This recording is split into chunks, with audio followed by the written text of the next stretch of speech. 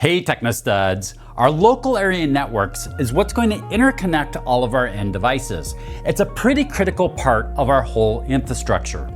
And that's what this course is all about. How are we going to manage our local area networks, or our LANs?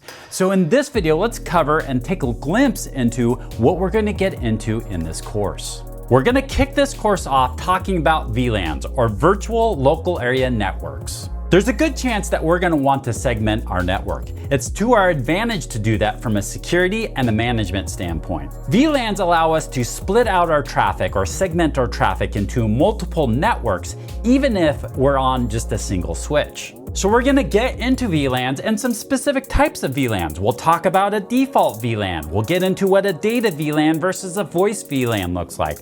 We'll talk about a management VLAN and also a native VLAN. We're also going to get into something called VLAN Trunking Protocol, or VTP. We're going to talk about how VTP can be used to push out VLANs to a whole infrastructure, to all of the switches on an infrastructure. Then we're going to take what we've learned in the VLANs and apply it to an actual infrastructure. We're going to go through the whole planning process of how I would do an IP range within the infrastructure and break out the VLANs, and then we'll configure those VLANs on actual equipment. From there, we're going to get into VLAN trunking, because we're probably going to want to interconnect our different switches, and we're going to want to pass traffic, our VLAN traffic, across those links.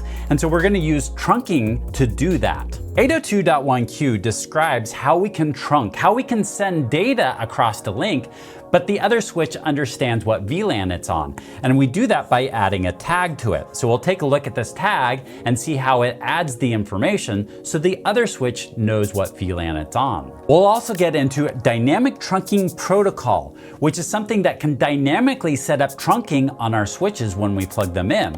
And it has different states to it, and we'll talk about the different states and how they interact with each other. From there, we're going to get back into our network and start applying some sort of VLAN trunking amongst our network so we can see how that looks like in real life. Then we're going to take a look at Inter-VLAN routing. Because now that we've split out these networks into multiple networks, we still need to have network communicate to another network to route that traffic. So we're going to look at different ways that we can route that traffic. Those different ways being the legacy routing, a router on a stick, or a layer 3 switching. Then of course, we need to update the network that we're working with, and so we're going to set up layer 3 switching on our network. From there, we're going to start talking about spanning tree protocol and what spanning tree protocol looks like. One thing we want on our network is we want redundancy. We want multiple routes between switches, and we even want alternative routes so that way if one of our links goes down, it can take a different direction to get to any of the switches on our network.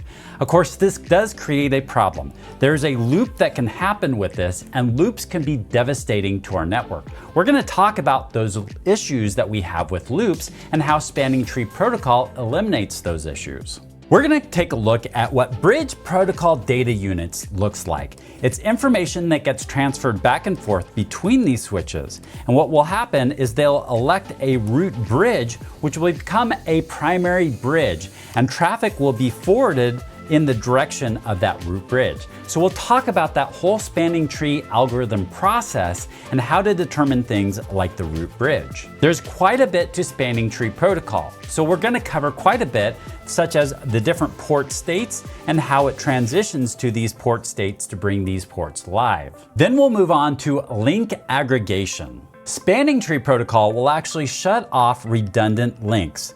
And this is a lost opportunity because we have links. What we can also do is link aggregation. We can combine links to make greater bandwidth between two different switches. So we'll talk about link aggregation. Although spanning tree protocol and link aggregation serve very different purposes, because they both can help out with redundancy, we're going to talk about what the differences are between spanning tree protocol and link aggregation.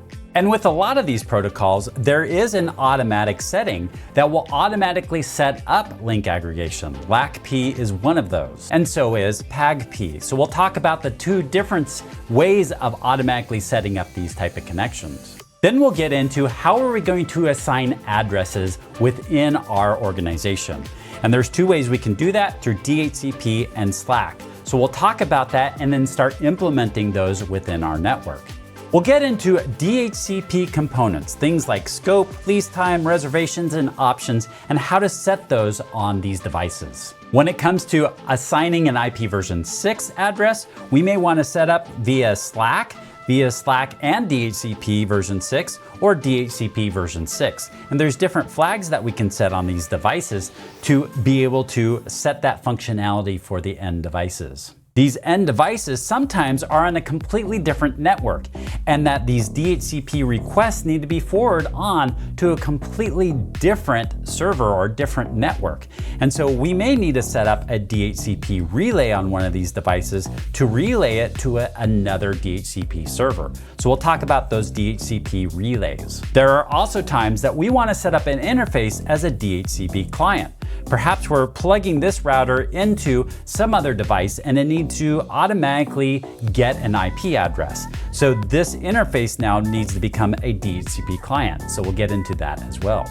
We also want to create redundancy on our network. And one way to do that is using first hop redundancy protocol or hot standby router protocol. This is a way that we can create two default gateways on the network and have one being the primary, but fail over to the other one in the case that the first one is down. So we're going to do some configurations where we're going to set up multiple routers to be default gateways on a network, and when one fails, then the other one becomes live. And we do that through something called a virtual IP address. All these protocols do have their weaknesses though. So we're going to get into what those weaknesses are, what those vulnerabilities are, and how we compensate for those. So we're going to get into layer 2 security. We're going to go over different types of attacks. I'm going to have a note card for each attack.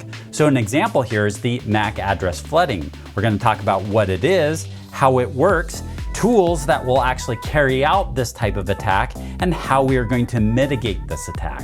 I'll use diagrams to explain how this attack happens and how we're going to combat it with things like port security and details of what port security looks like. Then we're going to get into wireless technology and our wireless infrastructure, our wireless LAN.